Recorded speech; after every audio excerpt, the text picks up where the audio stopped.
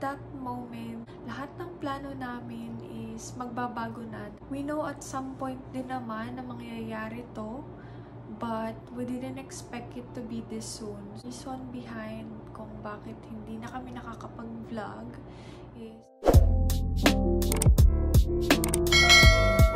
Hi everyone! It's been a while. Pasensya na kayo at hindi na ako nakakapag-upload, but today we're here. Reason behind kung bakit hindi na kami nakakapag-vlog is I started a job and then ayun, nag-practice driving din talaga ako dahil 45 minutes away din yung layo ng pinag-workan ko. So medyo malayo din yung tina-travel ko, but kaya naman sa driving dahil more on back roads pa din yung mga ginagawa ko dahil hindi ko pa din kayang mag-isa freeway. Tuwing weekends naman, after work is ini-enjoy na lang namin ni Austin, nagbabanding na lang kami, nag-grocery, tapos hindi na nga din kami nagba-vlog. After that, beginning this year, January, we got a news from my husband's company sa work ni Austin na yun nga daw, hindi na magre-renew yung contract nila sa company na pinag-workan nila. So for those of you who doesn't know, si Austin is contractor siya, nag-work siya sa oil and gas industry. For that moment, lahat ng plano namin is magbabago na dahil nga, ayun, hindi na magre-renew yung contract. We know at some point din naman na mangyayari to, but we didn't expect it to be this soon. So, hindi din kami masyado prepared sa mga gagawin namin. At, ayun, ang pinaka-biggest fear din talaga ni Austin, biggest fear naming dalawa is, ayun nga, mag-end yung contract na wala pa siyang nahahanap na trabaho. Dahil if kahit naman may trabaho ako is, hindi siya magiging enough sa mga bills namin, tapos sa mortgage nga din namin sa bahay namin. So, ayun, sa halip na mag-wait kami na ma-end yung work ni Austin is nag-decide si Austin na mag-apply na ng job sa ibang company, sa California pa din at sa ibang state. Nagka-job offer siya sa California and nagka-job offer din siya sa different state, which is dito sa North Carolina kung nasan kami ngayon. So, obviously, lumipat na kami. At, ayun, yung naging job offer niya sa California is same rate lang sa magiging rate niya dito sa North Carolina. At, knowing California, mataas din talaga yung cost of living. So, after ilang beses na pag-iisip and consideration is we decided na to take this job instead of the one in California. Kumbaga, leaving our comfort zone dahil ayun nga, may bahay kami doon at super nanghihinayang din talaga kami doon sa bahay na meron kami. Hinayang nga din kaming i-let go yung bahay namin sa California. So, pinag-isipan namin, ibebenta ba namin or re-rent out namin. After a lot of considerations nga is, ayun, we decided to sell it na lang. Bilis ng pangyayari, January, we got that news na hindi na nga magre-renew yung contract ni Austin. After that moment, nag-apply na nga siya ng work and then gladly nakahanap din kagad nga siya. But dahil nga meron kaming bahay at napakadami naming gamit dun sa bahay namin is kailangan naming ilipat muna pansamantala yung mga gamit namin papunta sa Oklahoma.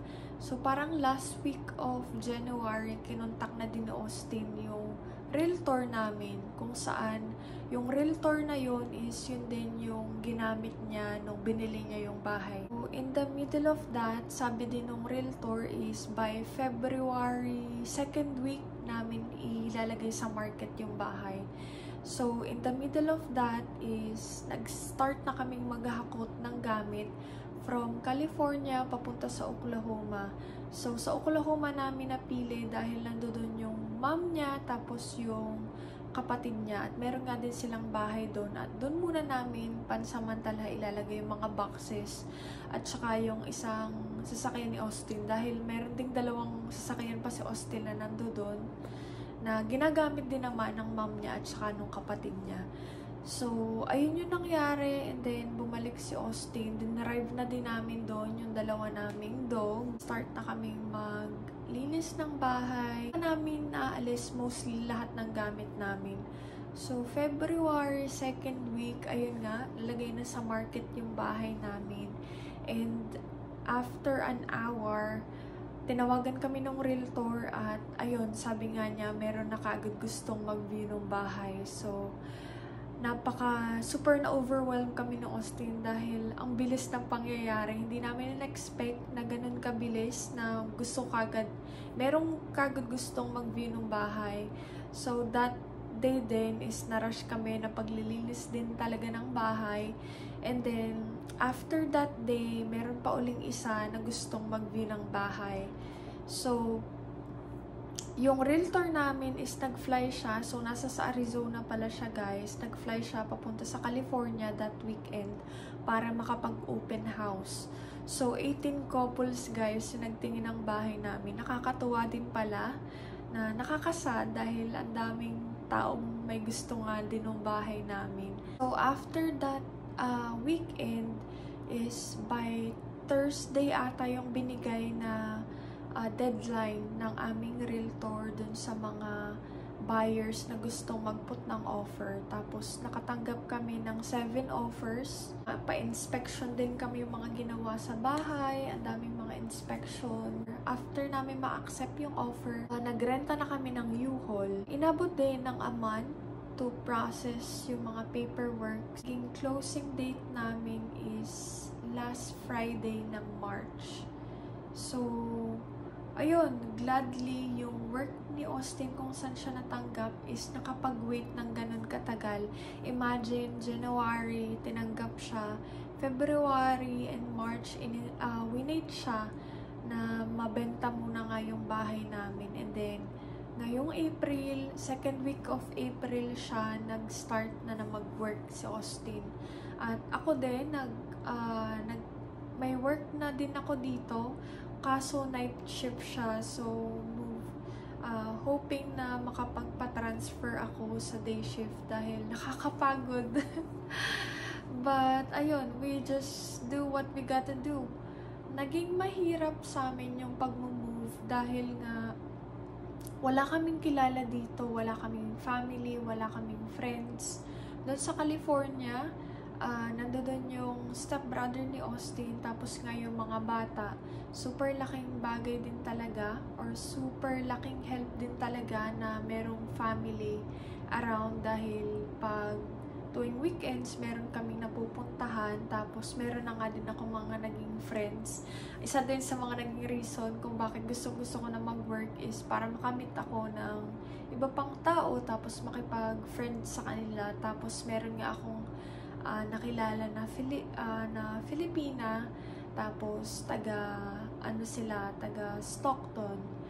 Tapos nakapag-dinner din kami together kasama yung mga asawa namin. Nakakalungkot, but sabi nga ng stepbrother ni Austin, sometimes it's necessary to move one step backward in order for you to take 2 steps forward. So, which makes sense dahil ginagawa lang din naman namin to para sa future namin. Pag move din pala talaga, I realized na kailangan mo din talaga maging prepared emotionally, physically, at financially. Dahil hindi din talaga biro maglipat, guys, from state to other state. Lalo pa itong amin dahil from coast to coast siya, from west coast to east coast. So, talagang duluhan ng US. Parang na-drive na ata namin ni Austin together halos half ng US, which is kinda nice dahil ayun, nagagawa nga din namin to, itong mga bagay na to. At the same time, ayun, we are hoping na one day makapag-settle na kami sa aming forever home, but siguro magtatagal pa yon. Hindi pa namin alam ang mga susunod naming steps, but as of right now, wala pa kami palang bahay, guys. As you can see, iba ang ating background na sa ating sit-down videos dahil nandito kami ngayon sa hotel nagsistay. Hindi pa kami makadecide if bibili na ba kami ng bahay or magre-rent kami ng apartment dahil parang mas mura ata if magre-rent kami ng apartment But then, ayun, meron nga ding mga parang 6 months agreement and stuff. At hindi pa kami sure if ready ba kami na mag-settle sa apartment muna. Tapos, ayun nga, yung mga gamit is bibili pa din. Unlike pag dito kami sa hotel is meron na kaming kama, meron ding kitchenette, tapos kompleto na nga din sa mga gamit. Kung nandoon pa pala kami sa California, isip namin is pagkadating namin dito is maghahanap kagad kami ng bahay para bumili ng bahay. Pero now na nandito na kami sa North Carolina is dito sa place na pinagstayan namin, yung mga presyo ng bahay is medyo mahal, may kamahalan din, parang California prices nga. Super pinag-iisipan namin ni Austin if liba kami na ng bahay dito dahil yung work ni Austin is contract pa din siya, so hindi kami sure if magtatagal ba to ng ilang years dahil if hindi, kailangan na naman naming ibenta tapos lilipat na naman kami. So, hindi pa namin ma-sure, hindi pa din talaga namin alam kung ano ba yung pinaka-the best na gawin namin. But for right now, super comfortable kami dito. Itong hotel namin is nasa magandang area siya, safe din naman kahit nga ayun, gabi at umaga na ako dumadating is hindi naman ako nag-worry dahil safe nga din siya. Tapos, nasa city kami. 10 minutes away lang kami sa mga groceryhan. Though, kailangan mong mag-drive ng freeway para makapunta nga doon sa mga groceryhan. For right now, we like it here. So far, medyo nalulungkot pa din dahil, ayun nga, every weekends, hindi na namin mabisita din yung mga bata. At super din talaga yung iniyak ng mga bata nung umalis kami. Which is, naiyak din ako syempre dahil super mamimiss ko sila. At medyo malayo na nga din yung aming travel papunta sa kanila. So, sana every holidays makabisita kami doon or sila ang bibisita dahil meron din silang property sa Ohio at Kentucky. Thanksgiving ata pupunta sila sa Kentucky, so siguro magmi-meet kami doon, hindi pa namin sure. Magagawa din pala ako ng video regarding sa pag-move namin, kung magkano ba yung nagastos, yung mga ginawa namin while moving. Pala sa pagpili din ng bahay, gusto sana naming mag-downsize dahil kung nakita nyo din yung property namin dun sa California, medyo may kalawakan nga din siya at nahihirapan na din si Austin na mag-maintain. Medyo umiidad na tayo guys, so ayun, nahihirapan na siyang mag-maintain. Tapos ayun nga, every weekends kailangan din talagang mag-mow namin na sa next house is mas maliit na lang siya. Yung space na kailangan lang din talaga namin dahil yung bahay namin doon is 3 bedrooms and 2.5 bathrooms, but meron kaming separate office room, tapos meron din kaming separate na dining room. So parang kung iisipin mo 5 bedrooms din talaga siya. Kung iisipin mo yung space, para siyang 5 bedrooms. Yung space namin parang 2,500 square feet ata yung sukat, kung hindi ako nagkakamali. Mas maliit na lang din na backyard kung saan makakatakbo pa din naman yung mga aso namin para hindi na din mahirapan si Austin mag-mow dahil yung pang-mow nga namin is yung tinutulak lang, wala kami nung sinasakyan dahil medyo may kamahalan nga din yun at ayun, hindi pa namin balak mag-invest sa mga ganong bagay for now. I think that's it for today's video guys. I hope panoodin nyo pa din kami. Pipilitin ko mag-upload maybe every week. For those of you who's been messaging us if how are we doing, kung okay lang ba kami, is thank you guys, but we are doing good. Medyo naging busy lang sa buhay-buhay, but thank you, we appreciate you guys for thinking about us. Ayun lang guys, thank you so much for watching. See you on our next one. Bye bye.